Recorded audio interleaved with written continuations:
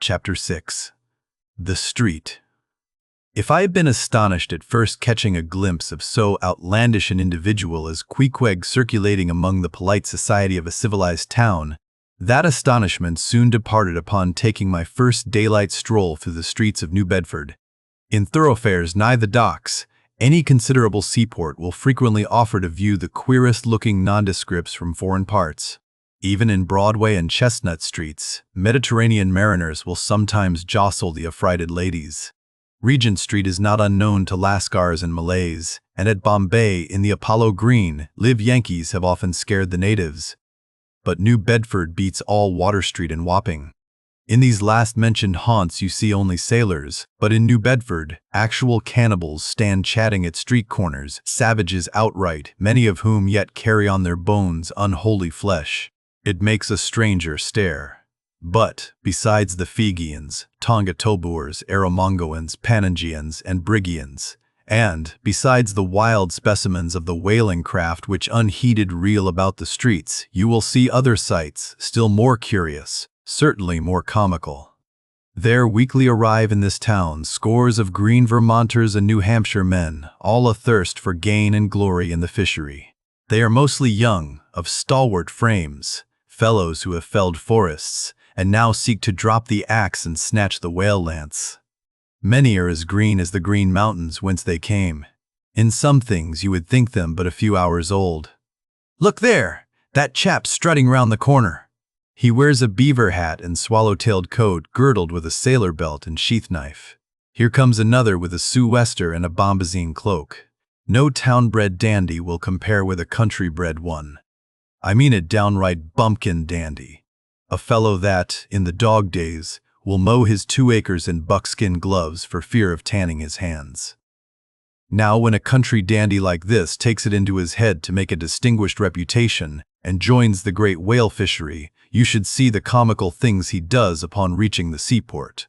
In bespeaking his sea outfit, he orders bell buttons to his waistcoats, straps to his canvas trousers. Ah, poor hayseed, how bitterly will burst those straps in the first howling gale, when thou art driven, straps, buttons and all, down the throat of the tempest. But think not that this famous town has only harpooneers, cannibals, and bumpkins to show her visitors. Not at all. Still, New Bedford is a queer place. Had it not been for us whalemen, that tract of land would this day perhaps have been in as howling condition as the coast of Labrador. As it is, parts of her back country are enough to frighten one, they look so bony. The town itself is perhaps the dearest place to live in all New England. It is a land of oil, true enough, but not like Canaan, a land, also, of corn and wine. The streets do not run with milk, nor in the springtime do they pave them with fresh eggs. Yet, in spite of this, nowhere in all America will you find more patrician-like houses, parks, and gardens more opulent than in New Bedford. Whence came they? How planted upon this once scraggy scoria of a country? Go and gaze upon the iron emblematical harpoons round yonder lofty mansion, and your question will be answered. Yes, all these brave houses and flowery gardens came from the Atlantic, Pacific, and Indian Oceans. One and all, they were harpooned and dragged up hither from the bottom of the sea. Can Herr Alexander perform a feat like that? In New Bedford fathers, they say, give whales for dowers to their daughters, and portion off their nieces with a few porpoises apiece. You must go to New Bedford to see a brilliant wedding, for, they say, they have reservoirs of oil in every house, and every night recklessly burn their lengths in spermaceti candles. In summertime the town is sweet to see, full of fine maples, long avenues of green and gold. And in August, high in air, the beautiful and bountiful horse, chestnuts, candelabra-wise, proffer the passer-by their tapering upright cones of congregated blossoms.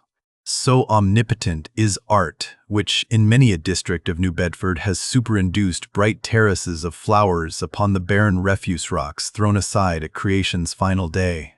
And the women of New Bedford, they bloom like their own red roses. But roses only bloom in summer, whereas the fine carnation of their cheeks is perennial as sunlight in the seventh heavens. Elsewhere match that bloom of theirs ye cannot, save in Salem, where they tell me the young girls breathe such musk their sailor sweethearts smell them miles offshore, as though they were drawing nigh the odorous Moluccas instead of the Puritanic sands.